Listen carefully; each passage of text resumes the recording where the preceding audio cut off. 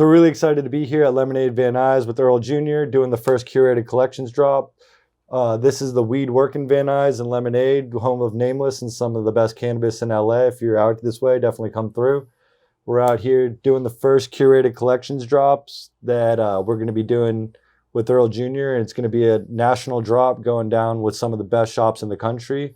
We're going to be doing an interview with Earl Jr. on his history and background as an artist and all the things that he's done in his career to get to where he's at today, and also the changes in the industry and how everything's evolved to, you know, all the great cannabis businesses and great things in the culture that we got going on today. So when did you start blowing glass, and how'd you get into blowing glass? Like, who taught you your first lesson, or how'd you get involved with the whole scene? And so I started back in 2004. Really before getting into glass blowing, I really didn't know much about glass at all. I just really lucked out. This kid that I skateboarded with all through high school and I were just hanging out, playing chess one day, and he wanted to go buy a pipe. And pretty much all through high school, I was like wanting to be able to buy one of these pieces, and I never really had money to buy a pipe from this guy. He'd make these like one pull Sherlock wrap and rake Sherlocks. And that day I happened to have some money. So I was like, yeah, let's go check it out. Let's go scoop one.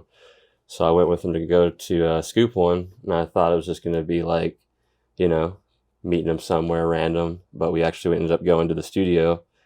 And that was like my first experience with seeing a glass shop and seeing, you know, kind of where the things were made and everything. And was immediately just fascinated and blown away with the whole process. Was asking the guy, whose name's Mike Goodrich.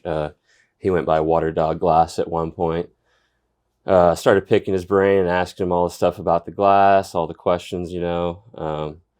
Asked him how he got into it, because I had just graduated high school, was like at that pivotal point in my life where I was like, what am I going to do, you know? So it's definitely like the right place, the right time. And I asked him how he got into it, and he's like, yeah, so I was like, so I might even go to college for this. And he's like, nah, you can't really go to college for this. And I thought to myself, I was like, even better, you know, like preferred that route. So, but pretty much left that place, and like immediately after I left the shop and everything, the studio, I was kind of kicking myself and regretting not like getting Mike's number and getting in contact with him about an apprenticeship and stuff like that. And pretty much had to bug my friend Matt at the time to give me his number, which kind of like getting into the history of things. I'm sure we'll get more into it later. You know, it's kind of like the weed industry in a lot of ways. You didn't really give out numbers, you know. It was like the plug kind of thing. You just real hush hush like that. So he had to like make sure it was cool to give me his number and this and that. And finally got it out of him, and got in contact with Mike and asked him about doing an apprenticeship. And he's like, we're not really taking anyone on, but kind of stay in contact, you know. So I pretty much bugged him for like a month, you know. Just like hit him up like once a week. Yo, is this the week that I can come out? You know, is this the week? And, you know, at a certain point, it started to get a little, you know, degrading at certain points. So I was like, I literally said to myself, it's my last time hitting him up about this, you know. I need to kind of, if this isn't going to work out, pick a different route, you know what I mean? But I ended up hitting him up, and he's like, you know, we just got rid of a bunch of people. We're not really trying to hire anyone on. But if you're willing to just come in and just learn and, you know, learn the trade, you know, we're not going to pay you. We're not going to guarantee to pay you anything. I was like, dude, I never really thought I would get paid to do this, you know? So I was like, say less, you know? So I was like, yeah, dude, totally. And so, yeah, that following Monday or whatever it was, that I ended up going to the shop, and it was all like, it was a barbed wire gated spot like all around the shop, because it was in downtown Dallas and Dallas, Texas, where I'm from. And I just pulled up, and it was, you know, locked and closed. And I thought, man, I hit him up and he didn't answer, and he didn't, you know, I was like, God, you know, kind of a lot of things in my life at this point had kind of disappointed me a lot. A lot of people told me things that were going to happen that didn't really come through. So I was like in that little defeatist mindset still a little bit. And I was like, here we go again. But then I just hit him back, and he ended up answering, and he came out, and he opened the gate. And I remember saying to myself as I rolled through the gate, "This is the first day of my new life." And yeah, that's pretty much like the beginning of my apprenticeship there in Dallas. Nice. What kind of torch were you working on, or were you like working on over there? So when I came to the shop, they had Red Maxes for the apprentices to use, and that's what I used. Used that initially. Yeah, it was a solid torch, you know. Nice, nice. So after you did that, like, what was your like? How long did you stay there, or how did you kind of build up your skill set, and what were you like making over there and doing? So initially, when I started out, my teacher was pretty pressing about not making pipes. He really wanted me to really learn everything that you know, the craft had to offer besides pipes, because he felt like glass had a lot more to offer, which was really unique. At first, I thought he was kind of being an asshole when he told me that, and I was like, "Dude, I want to make a pipe," you know. But he actually did me a huge solid by really making me create a good foundation in glass, learning how to make marbles and kind of getting into like more sculptural stuff and non-functional things initially. The first thing I made on the first day, well, started by fusing rods and doing some more, you know, fundamental type things, just learning how to spin the glass, but then pretty much got right into making mushroom marbles and made those. And then from there, it was just kind of going down the rabbit hole of marbles. And I remember picking up Freeman for his Corbin, or for his last name, but he had a old VHS back then that you could purchase, or even a book, I think, as well, that was the 10 Essential Marbles. And Mike was actually pretty good friends with Freeman, so he really recommended that. And yeah, so just really went down that path, just learning as much marbles as I could, and then picking everybody's brain in the shop, trying to learn as much as I could from them, their different skill sets. I was in a really unique position because we had people from all over in the shop, so I got to learn a lot of different techniques and different kind of styles, and seeing the styles, like people from Colorado, how they kind of had their style of glass, and Oregon had their style of glass, and then Mike, my teacher, who was from New Mexico, had his own kind of style of glass. And yeah, just kind of got like a really, I don't know, well-rounded, I guess, kind of introduction foundation through that experience. And then about a year and a half later, I ended up moving, getting an opportunity to move in with, I got the shop ended up moving from Dallas to Fort Worth, which is like 30 minutes away. But at that time, I wasn't really officially working for the shop. So the choice was to either continue to work or get a job working for the shop, or go do my own thing. At which point I debated moving to Oregon, actually, and changing my life around. And I knew Oregon was kind of the mecca for glass, or at least that's what I thought in my mind, which is probably is true. But anyways, I was like, I need to maybe move there, but I just kind of chickened out, and I ended up saying, all right, I'm going to get a job with these guys and work in the production setting, you know, and see what's up, and give myself some time to refine these skills, you know, pipe making, because up to that point, I really hadn't made a pipe. My teacher really pushed to not make pipes.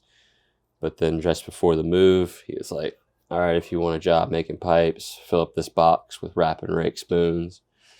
And at that point, I ended up, you know, filling the box up, and he gave me the job, moved to Fort Worth, and ended up living in the studio, which is a house turned into, the back part was a garage, front, or one of the rooms, which is like maybe the living room or whatever you want to call it, was turned into a head shop. And there's this other room next to that, which is like another big room, which is like just a room that me and 3 other dudes were basically sleeping in. These 2 dudes were sleeping in a wraparound couch, and I set up a tent in the back portion, and that was my move to Fort Worth. And I ended up pretty much the next day meeting my wife in the shop.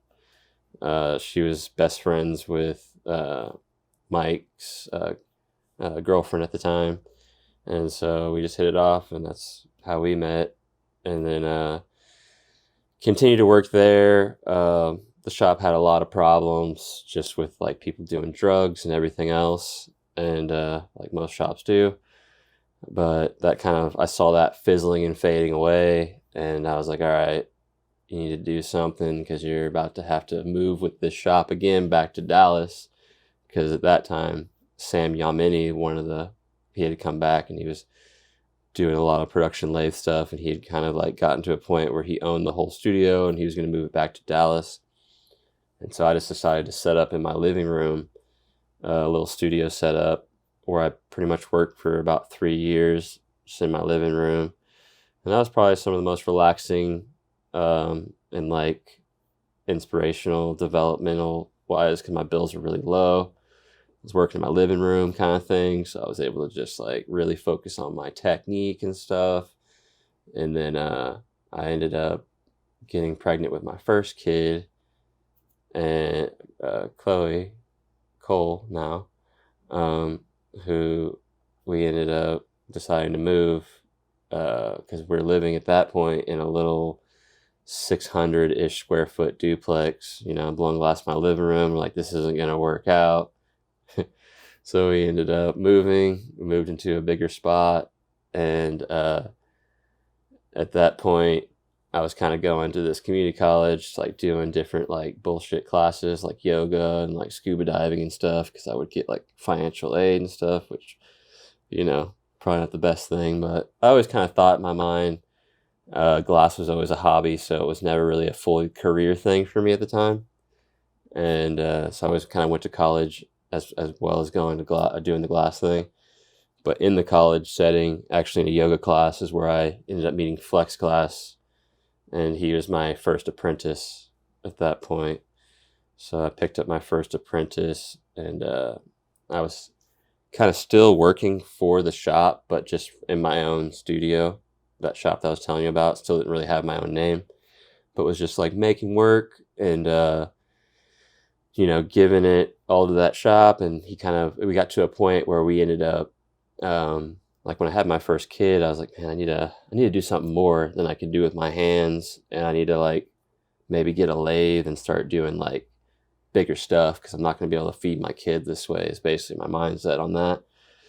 And so I ended up getting a lathe, and which the guy that I worked for at the time advised me not to do, and tried to do his whole belittling thing that he usually did to stop me from doing it, which turned into me doing what I always did, which was rebelled and did it anyways.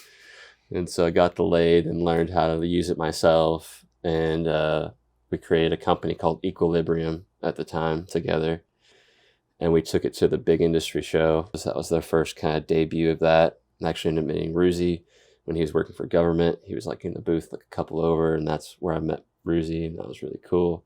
We hit it off. He was a good friend ever since. But yeah, so we were doing this Equilibrium design. It's going really well. We got a lot of orders for it. Of course, this guy was not a good manager of the business, and it didn't go well with the way he wanted to do it. I wanted to just fill everything order for order, but he wanted to just make a bunch of production and fill the orders based on how much volume we filled up, which would have made sense had we not already taken orders maybe. But we ended up just basically taking forever to fill these orders, and a lot of people lost interest and this and that. But anyways, at that point I was like, man, I feel like I'm doing all this at my house, pretty much running my own business here. Let's just do this together. I come up with the name Equilibrium for the business. We were making at the time this thing called the double inline, which is an inline that was attached on both sides by a U joint. Pretty cool functionality thing going there. And yeah, so that was going well. I was like, let's just do a business together. And that was kind of the beginning of the end of our relationship, because he really wanted to control everything. Didn't want me to be much more than an employee, and I wasn't going to grow in that situation. So at that point we parted ways. And for a moment there, I actually, just before becoming Earl Jr. Glass, which is my middle name that I always hated, I was working with Helix for a little bit. Not Helix, the big company that Micah Evans works for now, making designs for, but Helix with Will Mimsey's. Will Mimsey's was, I guess the originator of the Helix kind of concept that he, I guess, sold then to Helix, and they, produced it, mass produced it, but he was still producing it in a more American type brand thing. And before fully going off my own, I decided, I wasn't quite comfortable with that yet. So I had diapers to put on and stuff, and wanted to have more consistency in my income, try to work for him for a bit. And at that point in my life, I was kind of ready to work for myself, I guess. So that was very short lived, and I ended up, using my middle name as my brand. And again, hating that name, not really ever thinking I would use it for my brand.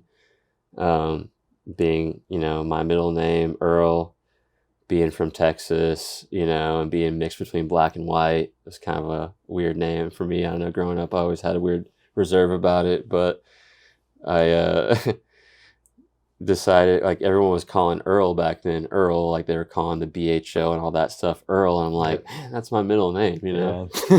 That's so weird. And I just decided at that point, I was like, Earl Jr., it's, if everyone's calling it Earl, it'd be a good name, so that was kind of how that became about.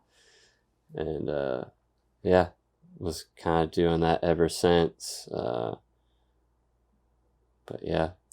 Oh, it's awesome. I didn't realize that was the evolution of the name and how that all came to be in in your own artist form and everything like that. That's a really cool evolution. Thanks. So how did what year was that, like, around that you started? So the Earl Jr. name was probably born in like 2011 or so. Back then there wasn't there wasn't Instagram, obviously. There was different forums for glass and everything like that. It was probably like glasspipes.org, maybe a little bit before Toke City, and everything like that. How were you getting exposed, or how were you seeing other people in the industry, or were you going to seeing stuff at trade shows? Obviously there wasn't even shows back then, so were you inspired by other artists, or did seeing stuff from certain other artists push you or influence you in a certain direction or anything like that with what you wanted to make yourself? Like you said, glassartist.org, glasspipes.org, The Melting Pot, Flow Magazine, just all the different kind of more tangible resources is kind of the way it worked back then. There wasn't as many avenues online, at least for me, that I knew of, besides, like I said, those. But those were the glasspipes.org and the glassartist.org and the Melting Pot were online, but they weren't as, I guess, set up for the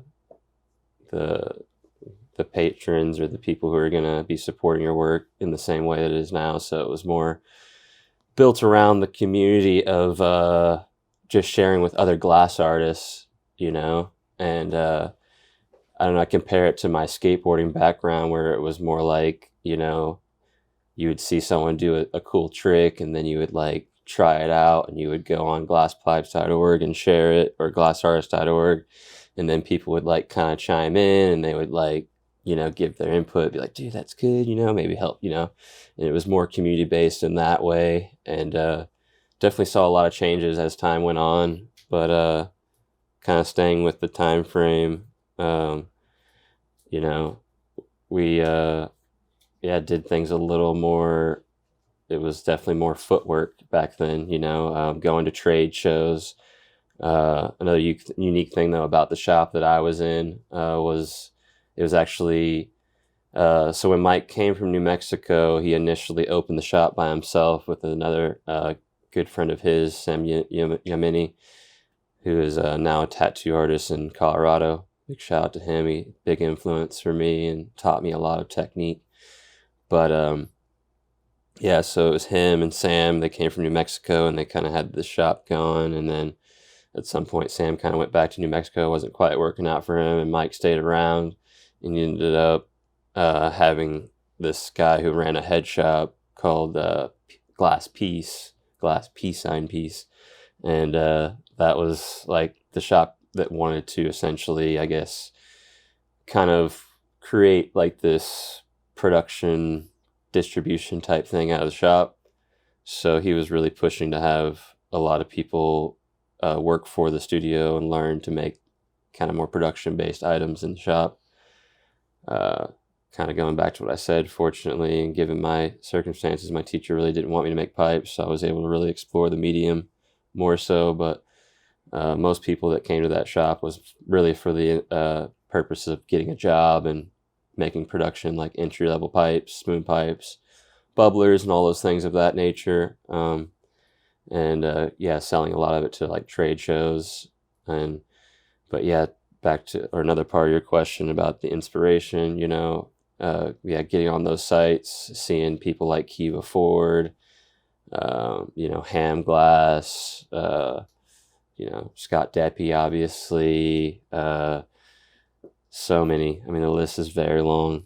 Quave, big influence, big inspiration.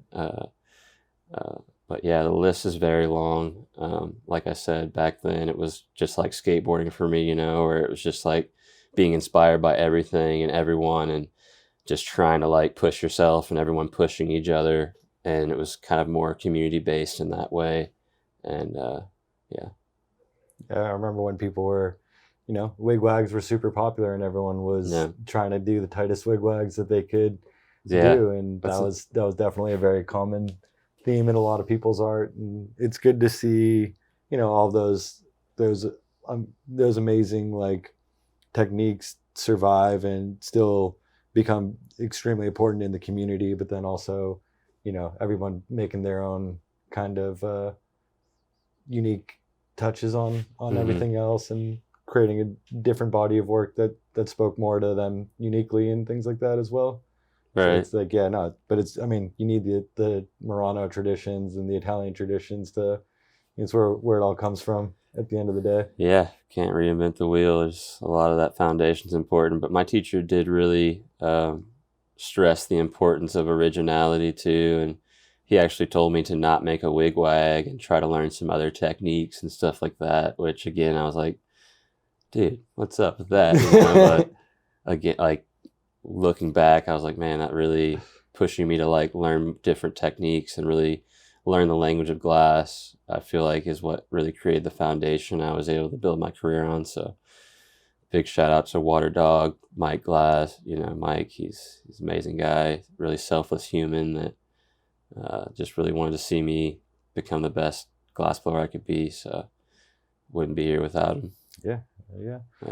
So what were some of the first trade shows that you went to that or how was that the whole experience of going to trade shows like back in the day? Or so it took a while for me to be kind of brought over to the trade shows. I mostly heard about them at first, and initially finally started going to them.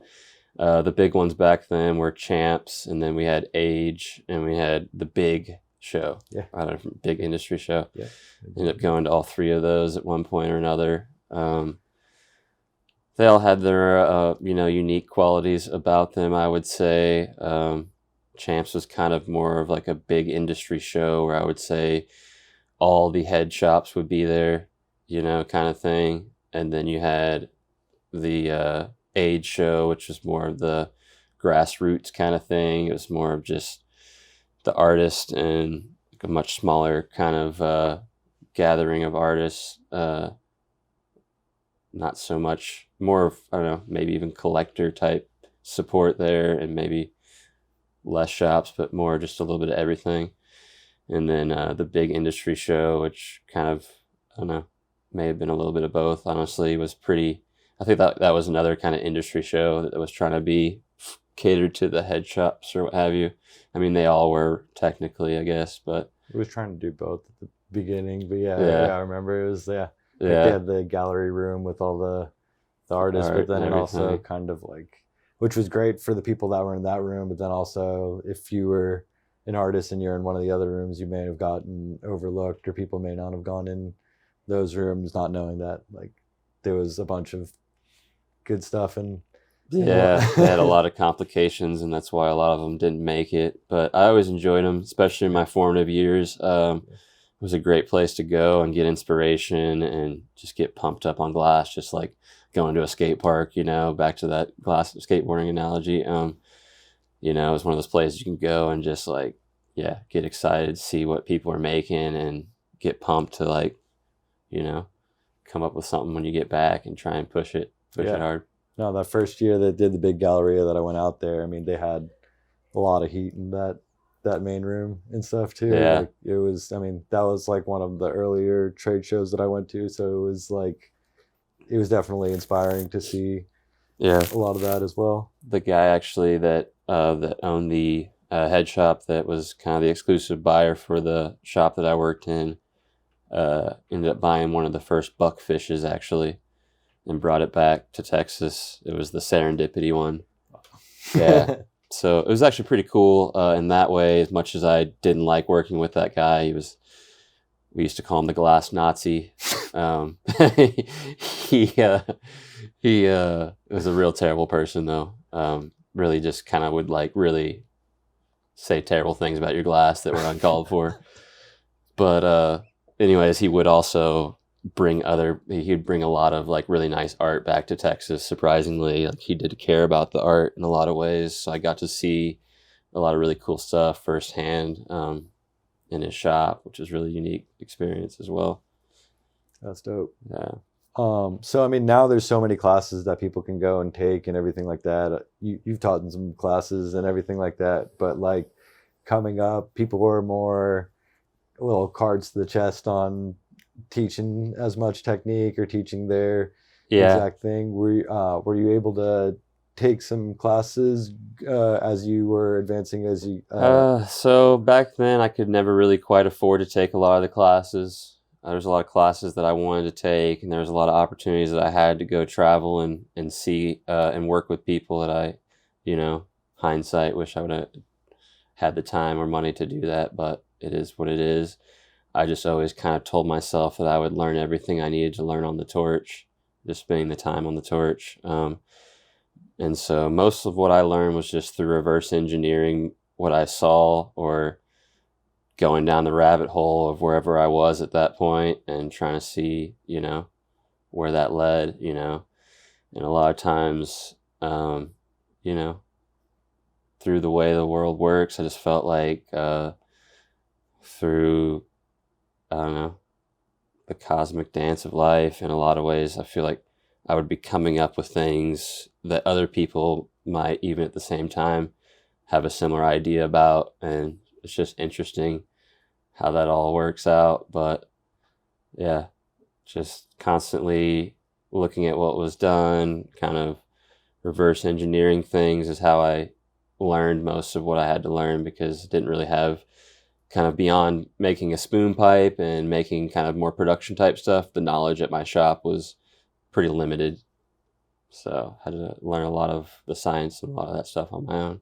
Yeah, I've heard that from a lot of other glass blowers, and some of the benefits that they got from that as well. Just like if they were taught something, then they might not have tinkered around with it or found a different angle to do something that became more unique to them. A bad habit or just a good like habit. Well, just like if you're taught something, then you're not like really experimenting or tinkering around or understanding the concept fully. Mm-hmm. And like when you tinker around, a lot of times you really get a full idea. You really understand the whole concept of what you're doing, right? And like how you're executing on that.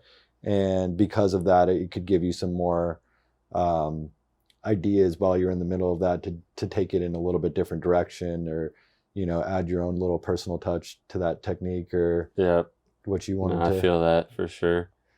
Yeah. Traveled around for a bit, done that you got to travel around the country and stuff and go live the van life and go hang out with all the artists and go see the country and everything like that. Yeah, I used to call it like my campaign trail. Nice. Because like back then, again, like not really having a lot of these sources that are today, being able to just go out there and physically network was really the way to do it. I still feel like there's a lot of a lot of missed not doing that. But kind of getting back to that. But yeah, traveled a lot.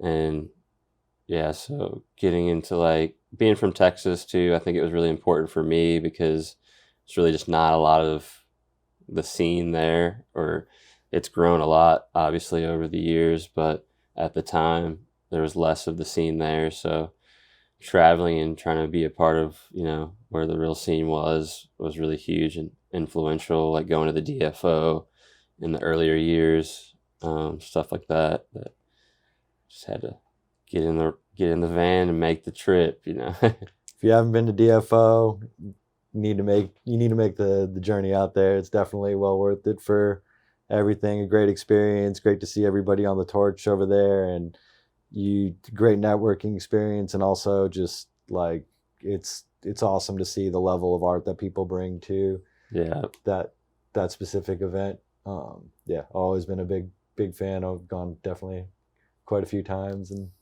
yeah. It's a good one. Yeah. Like, how long did you do the road life thing? You were saying you went up to Montreal and everything like that, and So one summer, the first summer that we did it, we went down to the Pacific Northwest region, or really NorCal, and just tried it. That's one of the unique things about like being able to blow glass, is that there's glass blowers in just about every state. So being able to kind of just hit a spot as you go, all the way up to your wherever destination or what have you, was always a fun thing to do. And the specific time I was trying to go to NorCal to work with Domino Glass and Bluegrass, and DeLong was in that shop too at the time, or Bluegrass was in DeLong's shop, I should say, at the time.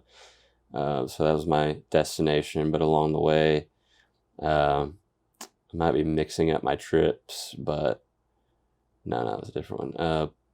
On that one, who did I work with besides those people I mentioned at the end? Feel like that one was pretty direct, but I might have stopped at a couple of sightseeing spots. But then I came back down and worked in Arizona a little bit with like Shubba and a couple people out there. And then other trips that I've taken more up the center path, ended up going to like work with on the way, like the Michigan Glass Project. I decided to go and hit up Swanee and Ghost, because I've been a big fan of Ghost since my formative years, going back to what you were asking me earlier. Forgot to mention him, but Ghost was definitely the top of the list for me on sculptors and just amazing work. Wanted to hit him up. It was a long time thing that I always wanted, and was really stoked that he agreed to work with me at the time. And also got the opportunity to meet Swanee, who's just a super character, fun guy to work with as well. And continued my journeys up. Met Firefly, but I don't think we actually worked together at that point. But I met him in Illinois, where he lived. And would always just kind of try and make a trip and try and hit a glass blower if I could along the way. Kind of planned around like an event like Michigan Glass Project or DFO or something like that. Nice. Yeah, so the first big collab that I did was with the Texas native Salt Glass, and really always wanted to work with him as well. Looked up to his work a lot. Super refined, super talented, hardworking guy. And Salt was the first person that I worked with, and I remember speaking to Salt specifically about it, because I was like, man, I've wanted to work with you a long time. It's been really hard to get to work with anyone. Kind of felt like I was being kind of gate-kept a little bit in the beginning in my formative years. I mean, a lot of it too is I didn't really have maybe something that people recognize as much as being unique to my own thing. But finally was doing the Tesseracts at this point, which I really considered to be a unique thing that I, designed. And at that point, Salt was the first person to kind of give me the opportunity to work with him as a big name artist. And I remember him talking to him about it, and him saying like, I've always just not wanted to be that kind of person that would just, be too big to just like work with people and just be humble about it and everything. And that's always kind of stayed with me throughout my whole career. And I've always tried to, work with people of all levels as long as I feel like, they're doing something unique and bringing something, to the table.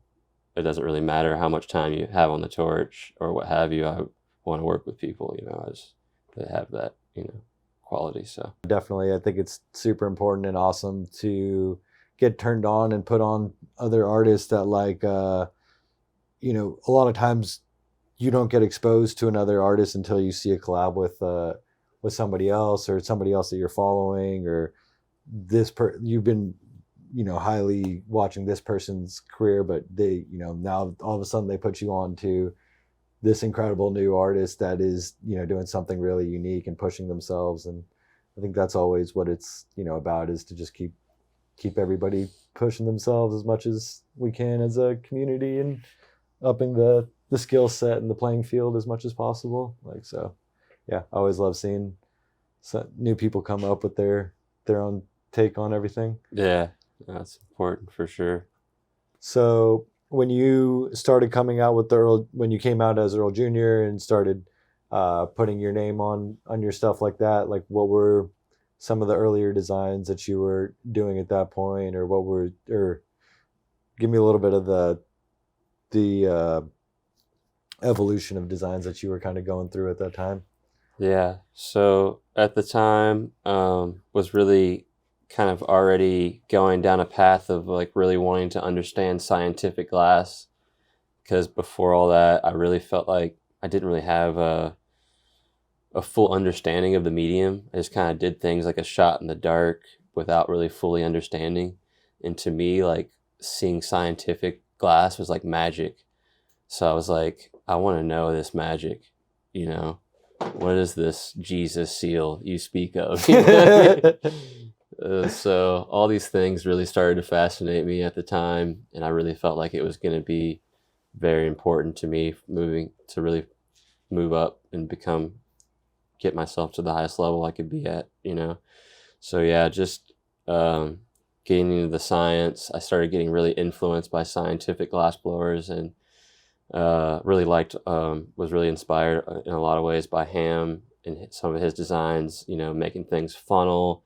We didn't really talk about this, but like Sandsmith Glass did some of those earlier recyclers, and then there's Eric Anders who did his rendition of the recycler, and then there's Sovereignty's rendition of the recycler. And so I was like, I want to make a recycler, my own style of one. So I started making my own style of recycler, which was a big hit at the time for me, and a lot of people liked those, and I started to kind of do those for a while. And then after doing that, I kind of segued out of that, started getting into doing more like floating recyclers, and then kind of doing some more like doing the Incycler, the Taurus type style of one, just going through all the catalog of functionality, really just trying to understand how it all came together and how things flowed and function, and just playing with all these different things. But then like things started happening, the industry started getting a lot more money, and people started getting very proprietary about their knowledge or their tech or their designs and techniques. And even though I always considered myself to strive for originality, I guess some of my peers didn't feel that way. And so I started to really push myself really hard to dig within myself to make truly original work that no one could tell me was like anyone else's work, My first attempt at that was the Tesseract, It still had some influences with the Fabs and the Swisses or what have you, but it was a square design, and I was really pushing in that direction to kind of create my own voice. Then I did that for a bit, and that went really well. But just like everything, I've never been the one to kind of stay stagnant. I always want to keep moving for my own sanity as well, and trying to really refine my voice. And I spent a lot of time, Yunk Glass and we ended up somewhere in there after the Tesseracts, a little later on after that, 2016 or so, 17, we decided to open a studio together. But before that, I kind of already had a little studio going in the Fort Worth area called the Trinity Glass Knowers, which was really just me, Flex, my teacher, Water Dog, and then we had Cage Glass, and then we had 50 Spence. Now Glass was there. He was also one of my apprentices at the time. We were all kind of working in that shop, most of them just renting space, but then we did do a couple little or try to do some product lines together with the recyclers. It didn't quite work out. I couldn't keep the quality where we wanted it with that and everything. Wasn't really for me, so moved on and wanted to just open another studio. At first we opened the studio next to this little head shop that we had going called Locally Blown, and that was going really good, but there's like 4 partners, me, Mike, and another guy named Mike, and we were all working together, and then Yunk Glass, and basically all the other partners ended up kind of going their separate ways, but me and Yunk have now continued, and we had the shop, the Gray Area studio that we still run in Arlington, Texas now. But I say all that because working with Yunk really started to play a lot of influence on my work at the time. He's very much into minimalism and simplicity and stuff like that, which he kind of like started to influence me a lot on. And I really felt like that was kind of some of the precursors and all those things that were going on that led me to the infinity bottle design. Because I was really at that time, leading up to that, doing the Tesseracts, and then I made the maze orbs, and I did some of the skeleton Tesseracts and the Metatron's cubes, and doing all these different things, just trying to like, see what, what felt good and what was really for me. But then I really felt like I wanted something really simple, but had all the functionality, but in a simple package. And, making the Climb bottle has been something I've always been fascinated since the beginning of my career. I always felt like the Climb bottle was, it was where science and art met, and so I just never really occurred to me to make into a functionality piece. But at the time, I don't know if I had the skill set or all the techniques that I had to finally come up with a design when I did. So whatever the case, just right there before or right around the time COVID and all that stuff went down, this design came to me, and I started going down that rabbit hole, and that pretty much brings us up to today with as far as tech or designs go. Yeah, no, I remember when you came out with this design. I remember, the maze orb and all those different iterations and technical, things you were making back then. But yeah, I mean, this was also like the Klein it's something that's always been fascinating to glass blowers, and incorporated ideas from this philosophy or from this concept of blowing glass into different functional pieces. But it was so clever to see it actually be reverse engineered out of the original concept of what it is, which is it's a ever flowing closed loop system. So I mean, with adding, being able to actually get the smoke out of there and being able to actually use it as a piece is very, like, I just remember as soon as I saw it, I was like, that's really like, that's, I mean, everyone loves that shape, it's such a... Yeah, thanks. Yes. It was a fun discovery, man. I love that shape. It's been something that really taught me so much, and it was cool to figure out a way to incorporate it into a functional design.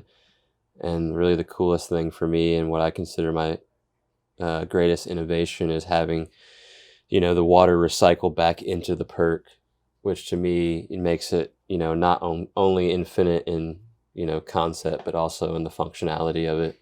Yeah. Because it all returns back to, where it started. So Who invented the client? Like that's the whole concept of it too, is just that it keeps doing that. But yeah, adding the little extras. I mean, how tight you get the perk in there, and all the little extra components that with the mouthpiece and the recycling aspect of it, like it just really brings all the fun of like what you would want from a Klein bottle to be an interactive, like awesome art piece that you get to enjoy every day. I think that's also part of what makes the pipe scene so much fun, is that we're able to actually interact with the art and really just understand the and appreciate the attention to detail that people put into to quality craftsmanship and being an artist and making something that like you get to experience something at a higher level because of that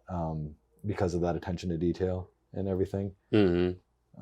And yeah, I mean, yeah, love the design. We got some banger collabs right here that are going to be part of this drop. We got the Lions, the Aquarius, the Mike Ramen, and the Jenkins. All extremely detailed, all really immaculate collabs that just he keeps pushing himself to the next level as he, with every iteration of things. Like you could see even the evolution of the concept of the infinity bottle from the original style to the newer orb-like drain, which yeah, it's really fun. And the different drainage features that are incorporated with that. What other studios? So you worked with you were saying you kind of stuck with Yunk since you've. Yeah, Yunk and I still have that shop to this day, and the focus with that shop is mostly now moving forward. As we get older, we're like, priorities change a bit. We've accumulated a certain amount of knowledge, and so I feel like it's only appropriate to share that knowledge, with the world, and that's the space that we're trying to use to do it. So Yunk and I have, combined our efforts to build this space, and it's great. You definitely need to come visit at some point. Definitely. Check us out. Get some good barbecue. I'm about it. So going back and everything like that, how did Operation Pipe Dream like affect you as a glassblower, especially out in Texas? What was going on over there at the time, and how were you guys feeling about the industry? How did kind of things go with all of that? Or how did that affect things for you guys? So for me, I feel like I kind of came in like at the end of that, like maybe the tail end of it. But kind of being from Texas, I feel like everyone always just operated in an alias type way, It was just kind of second nature to do that because obviously weed's not legal there, and some of those things that are associated with all that aren't, super acceptable. So it was just kind of natural for us to stay under that kind of alias type mentality when it came to that. Did that kind of contribute to people being more like weary of bringing people into their studios and stuff like that? Or yeah, definitely. I feel like people were maybe way less inviting back then, but also I don't know if the entire community back then was really necessarily all just heads. I feel like there was kind of back then the community was a whole kind of array of drug culture in a lot of ways, and it's a little different of a vibe than it is today. I know that still exists, but it is what it is. It's definitely changed for the better, I feel like. Definitely. Yeah. Definitely. So we were talking earlier, and you were mentioning that you had gone out to Murano on just a vacation and stuff, and got to go see like the Italians work and everything, and just want to see how that influenced you. Yeah, it was really great. Like, one of those things is someone that just loves glass. Just a goal of mine for a long time to go out there and see that space, and definitely didn't disappoint. Really amazing. Was able to see Lucio Debatro's shop, or I can't pronounce his name properly, but that was really cool. That's awesome. Definitely stoked to see that. Who else is out there? I think Lino had some stuff on display there for sure that we got to see. Oh yeah, I got to meet the tool maker out there, Carla Donna. Yeah, that was probably the highlight of my trip out there. That was really unique because I had to use Google Maps to find it, which thankful for that. But it was just this little like a door in an alleyway basically, and I remember just like being out there wondering if it was even the spot, and I ended up knocking on the door, and yeah, sure enough, Carl Donna came to the door, let us in, got to scoop some tools from him and stuff. That's legendary. That's awesome. Yeah, he only took Euro though, so I was like limited on how much I could buy, but definitely scooped everything I could because he doesn't sell anything in the States. And yeah, always loved his tools and stuff. So, but yeah, super great experience for sure. That's awesome. So, what other, like, do you have any goals, or what are your like next goals and future plans industry wise, or anything that you want to been kind of itching at doing, like I know you were mentioning your Just refining, really just continue to refine my, my craft and designing really, I feel like as time's gone on, seeing a few of my designs end up in China. Obviously, I have a knack for designing things, and I feel like I need to focus on that more. And, we've been talking about that for a while, but designing some stuff with you, getting some cool pieces made that, can be more in the affordable range, for people that bring some of my design elements to that.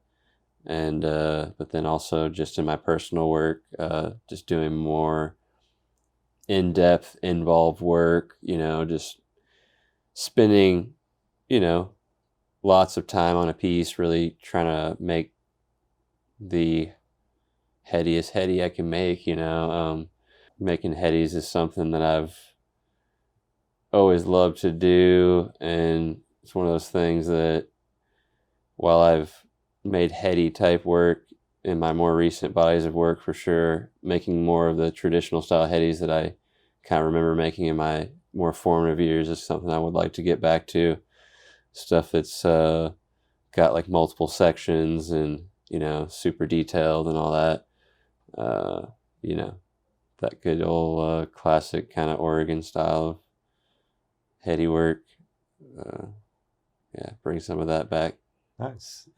Any plans to bring back some of the old concepts that you had played around with in the past? Like I saw you made the Tesseract tube and stuff like that. Obviously, that got a great response. And yeah, definitely got a great response. I was stoked to see that. Amazing. Yeah, I want to bring more of those back.